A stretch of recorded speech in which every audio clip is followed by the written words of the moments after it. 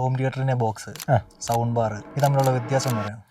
ഇത് ശരിക്കും പറഞ്ഞു കഴിഞ്ഞാൽ മൂന്നും എല്ലാം ഫങ്ഷൻ ഒന്ന് തന്നെയാണ്. എന്താണ്, അതായത് നോർമൽ സൗണ്ട് ബാറും അല്ലെങ്കിൽ ഹോം തിയേറ്ററിൻ്റെ ബോക്സും അല്ലെങ്കിൽ ഹോം തിയേറ്ററും എല്ലാത്തിൻ്റെയും കൺസെപ്റ്റ് സൗണ്ട് എൻഹാൻസ് ചെയ്യുക എന്നുള്ളതാണ്. അപ്പോൾ അതിൻ്റെ ആപ്ലിക്കേഷൻസാണ് മാറിയിട്ടിരിക്കുന്നത്. മൂന്ന് തരത്തിലുള്ള കൺസെപ്റ്റുകളാണ്. ഇപ്പോൾ സന്ദീപ് പറഞ്ഞ പോലെ സൗണ്ട് ബാർ എന്ന് പറയുന്ന ആ വാക്കിൽ തന്നെയുണ്ട്, ഒരു സിംഗിൾ ഡിവൈസാണ്, ഒരു സിംഗിൾ യൂണിറ്റ്. അവിടെ നമ്മുടെ ടി വിക്ക് താഴെ ടി വിയുടെ സൗണ്ട് കുറച്ചുകൂടെ നല്ല രീതിക്ക് കേൾക്കാൻ പറ്റുന്ന ഒരു നോർമൽ ഡിവൈസ്. അപ്പോൾ പലർക്കും ടി വിയുടെ സൗണ്ട് പോരാ എന്നുള്ളൊരു കൺസെപ്റ്റ് കൊണ്ടാണ് ഇങ്ങനൊരു സൗണ്ട് ബാർ ഓപ്ഷൻസ് ഇറങ്ങുന്നത്. സൗണ്ട് ബാറിനെ പറ്റി പറയുകയാണെന്നുണ്ടെങ്കിൽ നമുക്ക് അതിൻ്റെതായ കുറച്ച് അഡ്വാൻറ്റേജസ് ഉണ്ട്. സൗണ്ട് ബാർ അപ്പോൾ പേര് തന്നെ ഉണ്ട്, എന്താ, ഒരു സിംഗിൾ ബാറാണത്. ആ സൗണ്ട് ബാർ പല കൺഫിഗറേഷൻസിൽ വരുന്നുണ്ട്. 5.1.2 ഉണ്ട്, 7 ചാനൽ വരുന്നുണ്ട്, അപ് ടു 11 ചാനൽ വരെയുള്ള പല ബ്രാൻഡുകളും ഇന്ന് അവൈലബിൾ ആണ്. അപ്പോൾ അതിന് പ്രത്യേകിച്ച് ഇൻസ്റ്റലേഷൻ്റെ ആവശ്യമോ കാര്യങ്ങളൊന്നുമില്ല.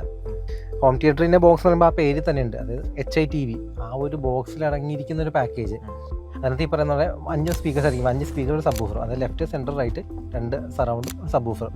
സബ് വൂഫർ ആയാലും ഈ പറഞ്ഞ പോലെ പവേർഡ് സബ് വൂഫർ അല്ല, നമ്മൾ നോർമൽ മൂവി തിയേറ്റേഴ്സിൽ അല്ലെങ്കിൽ നമ്മുടെ ഹോം സിനിമയിൽ കാണുന്ന പോലൊരു പവേർഡ് സബ് വൂഫർ അല്ല. അപ്പോൾ അതിന് അതിൻ്റെതായ ലിമിറ്റേഷൻ ഉണ്ട്.